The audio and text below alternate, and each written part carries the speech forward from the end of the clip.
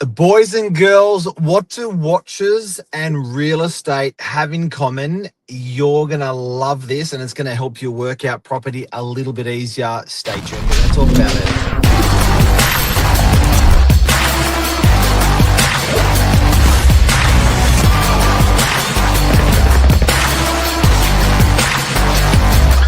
I'm the ringleader, so listen up. Josh Wapshot, the economist. How are you this morning? Good, Mr. Novak. How you going, leader of the people? Pretty good. Tell me, what do you know? Yeah, we got some interesting little points here to discuss between probably the three biggest states: Victoria, Queensland, and New South Wales. Just to shoot us off with some statistics. Median house prices across all three of those states. We got New South Wales 1.325 versus 1.124 in Queensland and 947 in Victoria. Nationally, Australian residential property is valued at somewhere about $12.77 trillion. So it's a very big kitty there. And then we are obviously just with growth wise, I've got a couple of numbers here: 5-year growth, 10-year growth. Standout's actually been Brisbane over this shorter time frame. So not over 20, 30, 40, 50 years, but if we take a snapshot of the last 10 years, Brisbane's up 120%, 5-year growth 80%. Sydney up 57.5% over the last 10 years, up 17% over the last 5. Whereas we've got Melbourne down there at 34.7 over the last 10 years and 3.3 over the last 5. Now, obviously, you've got to take into account, the median house prices, because a smaller percentage on a higher median house price might be just as big as a jump on something that's smaller. It's quite alarming there down on Victoria, Melbourne there, obviously having the lightest median house price and also considerably less growth in those areas. But then we've delved a little bit deeper, Mark, and we've had a little look into the immigration over the last year as well, because obviously part of that demand comes with population and the need for housing, which generally tends to have an effect on the market, supply and demand. Actually saw Victoria come through with the biggest population increase. So this is most likely from overseas migration. We had about 100,000 here in New South Wales, 123,000 in Victoria, 97,000 in Queensland. And interstate migration, Queensland was the winner here. Sat at I think this is interesting. Then when you live in the country, which way do you go?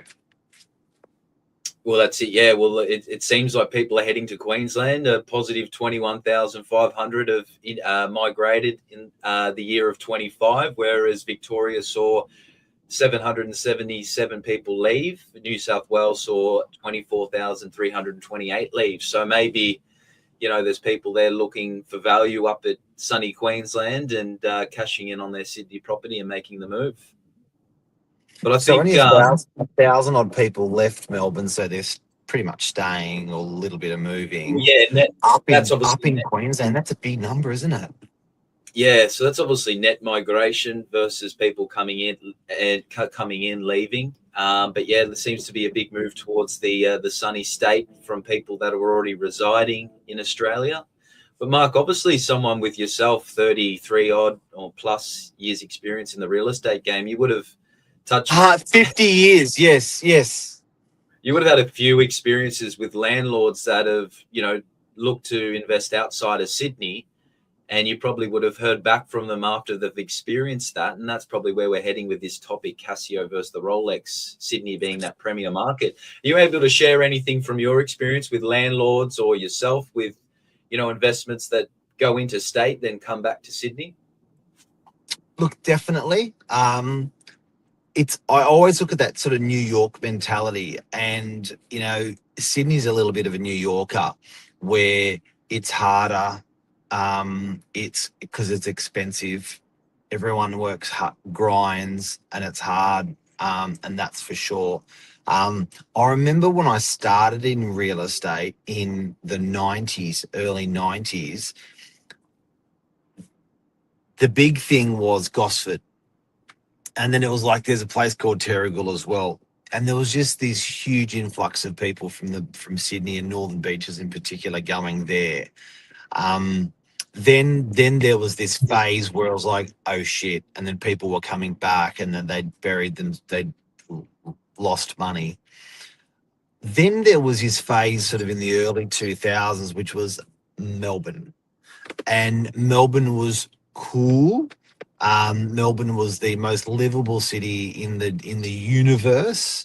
It was the place to be. Um, and then you know, then there's, oh, I don't want to bag these places out, but it doesn't have that shine that it had back then. And then people, end up retracting, bringing their money back, leaving money on the table, coming back. You can hear that in those numbers today, which are the last 5 or 10 years of Melbourne, which you've spoken about. Percent. There's 200 grand in that switch. It's a lot of money. And then now, Olympics, Queensland, North, off they go. So I'm distinctly, almost every decade, I distinctly do see that there's like a rock and roller that's doing well. And maybe that's that little snapshot that we're seeing in the last 10 years across Queensland. But I think it's quite, I think policy and people need to really understand state government's importance when it comes to your assets. And I think that's what hit the nail on the head down in Victoria. Some really bad policy. Obviously, the big shutdown, they had the most aggressive shutdown during COVID. If you look at, where they've invested their funds and how far they are underwater at the moment, with that recent change in government, there might be, I think the lady that stepped down there, the state governor there, that might be the change they need, because it looks like some really bad policy over the last sort of 4 or 5 years has really contributed to, what's happened down in the Melbourne market with all these property taxes, and you must live in it here. If it's a second property, there were some additional taxes for investors and things like that. So it really put, the downer on the Melbourne market there. So I think it just really shows the importance of, who you're electing as your representative in the governments there, and who's putting together that policy. Yeah, absolutely. And make no mistake, expensive quality is often expensive. Quality is often expensive, and where I'm alluding to is, the Casio versus Rolex. They both tell the time. Let's be practical. A watch is built to tell the time. But the quality you do pay for, which also generates scarcity.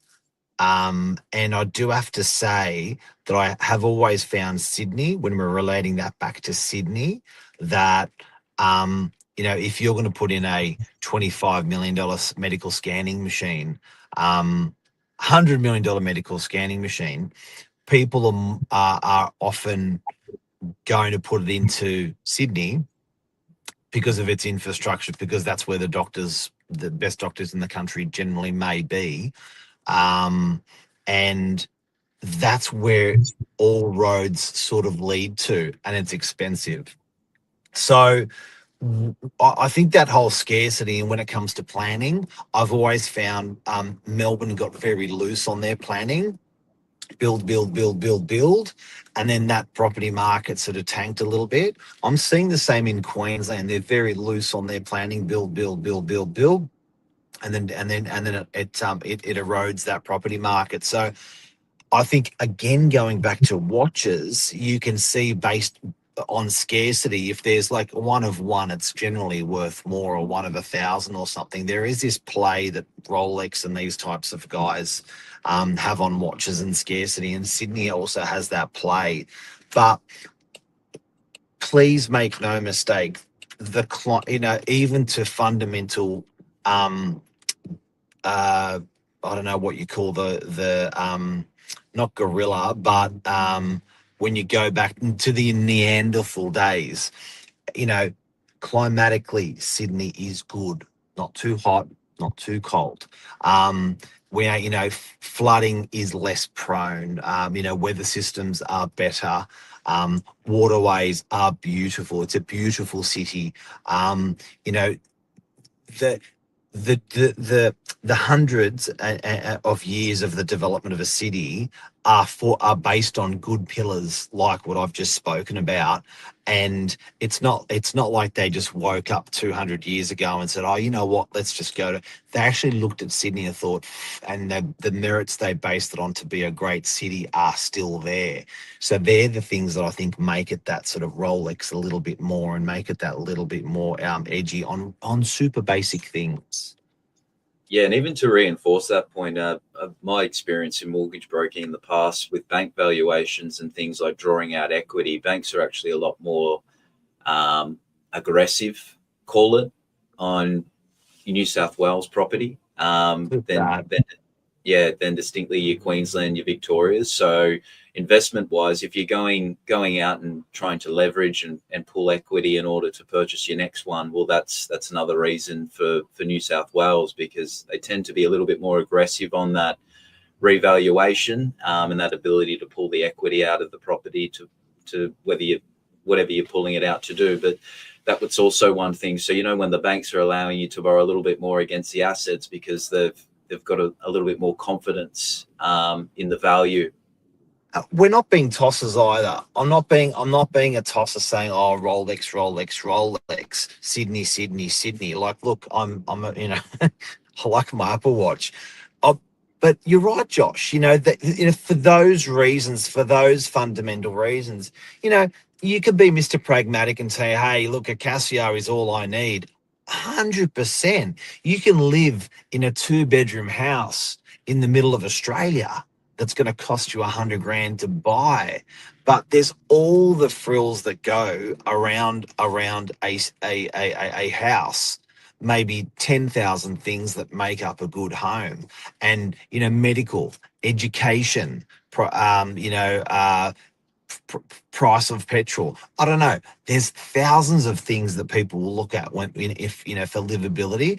And I just think, Sydney champions all of those, most of those. If you take price out and you look at all those 1,000 pillars, I think you'll find that, Sydney's, always been a bit a champion since the beginning. Yeah. Wow.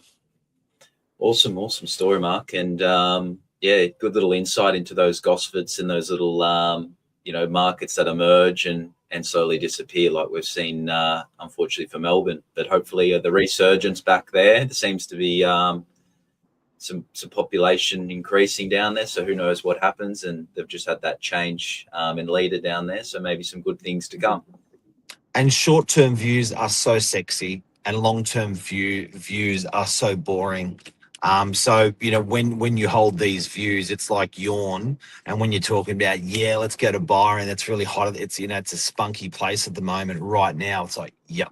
Do you know what I mean? Like, I know, people don't really, but when you're investing your lifelong money into a place, like, I think you just got to look at these things, mate. Definitely.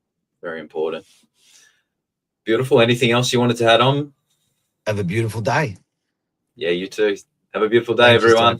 See you, everyone. See ya. Bye.